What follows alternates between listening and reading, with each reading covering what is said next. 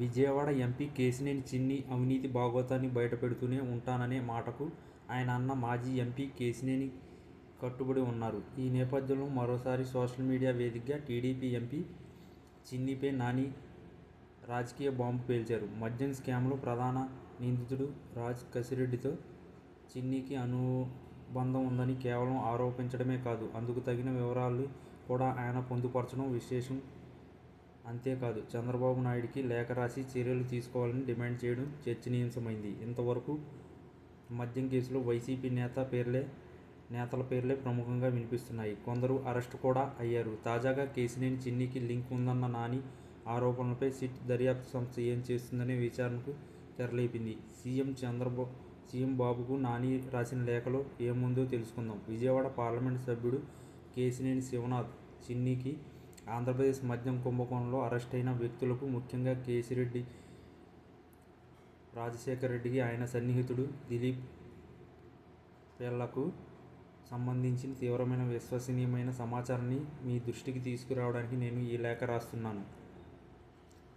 మద్యం కుంభకోణంలో ప్రధాన నిందితుడైన కేశిరెడ్డి రాజశేఖర్ రెడ్డి ప్రైడ్ ఇన్కార్పొరేషన్ ఎల్‌పిలో భాగస్వామిగా ఉన్నారు. ఈ company plot number 9, survey number 403, Jubilee Hills, Hyderabad 530033లో రిజిస్టర్ చేశారు. రాజ్ అతని అనుచరుడు దిలీప్ పైలా నిర్వహిస్తున్న ఇష్యూని ఇన్ఫ్రా ప్రాజెక్ట్ ప్రైవేట్ లిమిటెడ్ ఇదే చిరునామాతో ఉండడం గమనార్హం.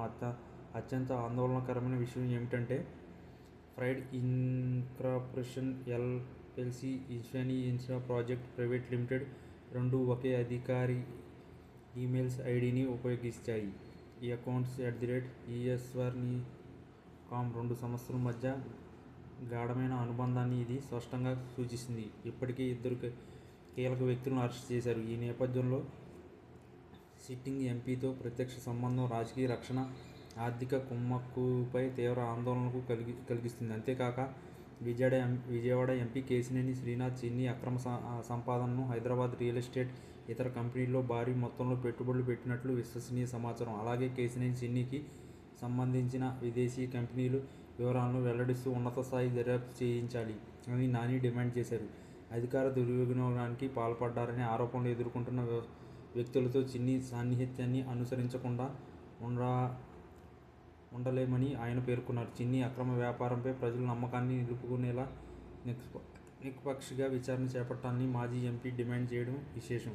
మద్యం కేసును కేశినేని నాని లేఖ కొత్త మలుపు తిప్పినట్లే, కేశినేని చిన్నిపై కేవలం ఆరోపణలకే మాజీ ఎంపీ పరిమితం కాకపోవడం చర్చనీయాంశమైంది. చిన్ని కంపెనీలు అవి ఏ చేస్తున్నాయో కూడా ఆయన సమాజం ముందు ఉంచారు. ఇది ఏ మూలకు తీసుకుంటుందో చూడాలి.